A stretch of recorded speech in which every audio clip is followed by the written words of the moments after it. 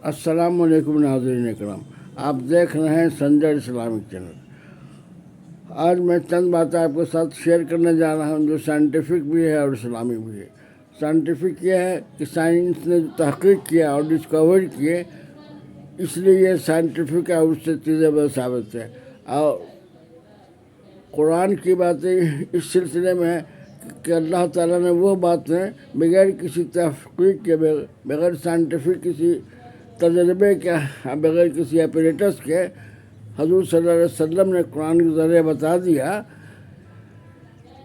کہ چاند اور سورج جو ہیں اور تمام سیارے اور تمام پلانٹ جو ہیں آسمان میں اپنے اپنے دائرے میں تیر رہے ہیں۔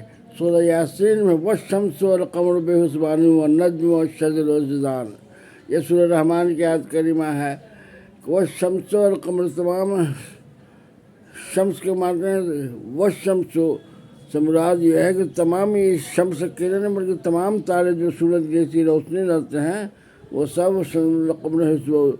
اپنے اپنے دائرے میں تیر رہے ہیں، مانے اپنے اپنے اوربٹ میں تیر رہے ہیں۔ نجم اور نجم جو ہے سجدہ، مانے کہ ہمیشہ جو بھی تارہ نظر آ رہا ہے وہ سجدہ، یا تو اس کو ہم سویر میں دیکھتے ہیں یا شام میں، رات میں سب سر کے بلندی پر نظر آتے ہیں، لیکن وہ بھی جو ہے کیا نظر آ رہا ہے کہ سجدہ ہوا کرتا ہوا نظر آ رہا ہے۔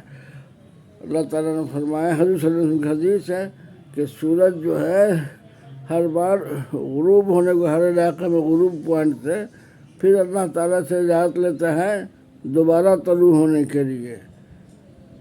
تو یہ ساری باتیں ہمیں کلام شریف سے ملتی ہیں، جبکہ سائنٹسٹ نے اور ڈسکورر نے اور ایسٹرولوجر نے ان سب چیزوں کا پتہ کیا۔ حال میں جب ساری تحقیقات اور ایپریٹس وغیرہ جب آئے، ٹیلیسکوپ جب آیا، تب ان کو پتہ چلا کہ کس کو اپنی روشنی ہے، کس کو اس میں ہوتی ہے۔ جبکہ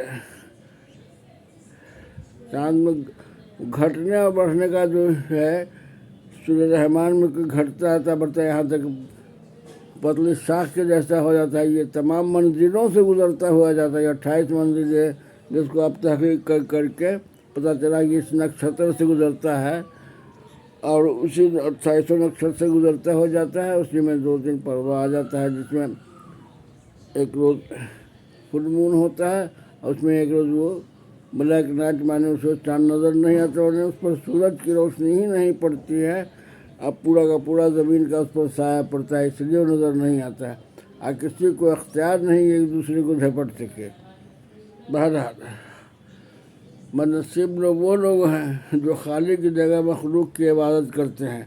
کسی شاعر نے خدا ترا جو بھی ہوگا انجام دیکھا جائے گا، انجام سے بے فکر ہیں، یہ جان رہے ہیں اور بولتے ہیں کیا، جو بھی ہوگا انجام دیکھا جائے گا، خدا ترا سے لیا اور بندگی کر دی، تو انجام بھگتنے کے لیے تیار ہے۔ خود جہنم ان سے پوچھے کیا تمہیں کوئی سمجھانے والا نہیں آیا تھا؟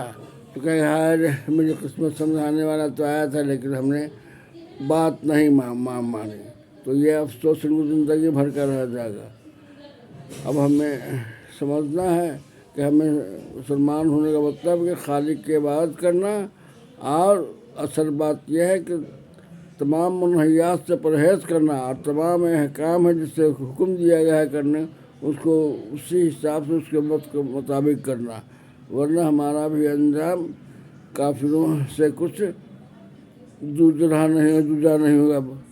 اور ہم چاہتے ہیں ہماری موت اسلام پر ہو، دین پر ہو، مسلمان کے ساتھ میرا معاملہ ہو میدان حشر میں، تو ہمیں اللہ کے فرمانبردار تابعدار رہنا چاہیے، اور نہ کہ کچھ ان کی نقل کرنی چاہیے۔ اللہ تعالیٰ نے کلام شریف پیغمبر تک کو منع کیا ہے، یا ایھا النبی اتقوا اللہ، اے نبی تم اللہ سے ڈرو، ولا تطیعوا الکافرین اور ڈو ناٹ فالو، کاپی مت کرو کافر اور منافق کی، جس میں ہے لائف، اصل مراد لائف اسٹائل اور طرز زندگی سے ہے۔ فالو کرنا کیا، ان کی بات مانتے نہیں، ان کی طرح سے ہم پہنتے ہیں، ان کی طرح سے ہم کھاتے ہیں، پیتے ہیں، چمچ اور کانٹا اور چاقو کا استعمال کرتے ہیں، جبکہ اللہ تعالیٰ نے بتایا ہے کہ اپنے ہاتھوں سے کھاؤ. حضور صلی اللہ علیہ وسلم سنت ہے انگلی چاٹ چاٹ کر کھانا.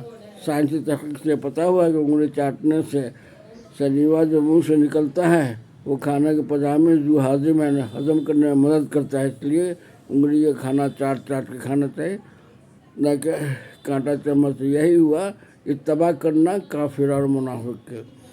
بہرحال آج کے لیے اتنا ہی کافی ہے. ہم ایک خدا کو پکڑے رہے، ایک گیر محکم گیر، اللہ کو مضبوطی سے پکڑے رہو، یعنی کسی دوسرے طرف نہیں جائیں، یعنی کسی مزار کسی آستانے پر یا اللہ کے علاوہ کسی دوسرے کو رجوع نہ کرے. وہ قوت جو اللہ کے اندر موجود ہے، قسمت بدلنے کی، بیماری کو صحت یاب کرنے کی، اس سے جڑ جاتے ہیں اور ڈھونگی بابا وغیرہ سے تعویذ اور جنتر منتر لیتے ہیں، ان سے بیج بات کراتے ہیں، کبھی اگر بتی جلاتے ہیں، کبھی لہبان جلاتے ہیں کہ اس سے شیطان بھاگ جائے گا. نہیں، شیطان آپ کے نفس کے اندر ہے، اس پر فتح حاصل کیجیے، نہ کہ شیطان آپ کے روم اور مکان میں ہے، نہ آپ کے دکان میں ہے، بلکہ شیطان آپ کے نفس میں ہے جو گمراہ کرتا ہے. ایسے کرو تو ایسے ترقی ہوگی، ایسے برکت ہوگی. فضول خرچی سے بچیے، مینس کے اندر رہیے. Cut your coat according to your cloth. کبھی محتاجی نہیں آئی، کبھی آپ مقروض نہیں ہوں گے. جو امید ہے کہ یہ ویڈیو پسند آئی ہوگی. آپ چینل پر اگر نئے ہیں تو سبسکرائب کریں، پسند ہے زیادہ سے زیادہ شیئر کریں. جزاک اللہ خیر. پھر آئندہ کسی مبارک ویڈیو کے ساتھ آپ کی خدمت میں حاضر ہوں گے. تب تک کے لیے اجازت دیجیے. خدا حافظ. فی امان اللہ.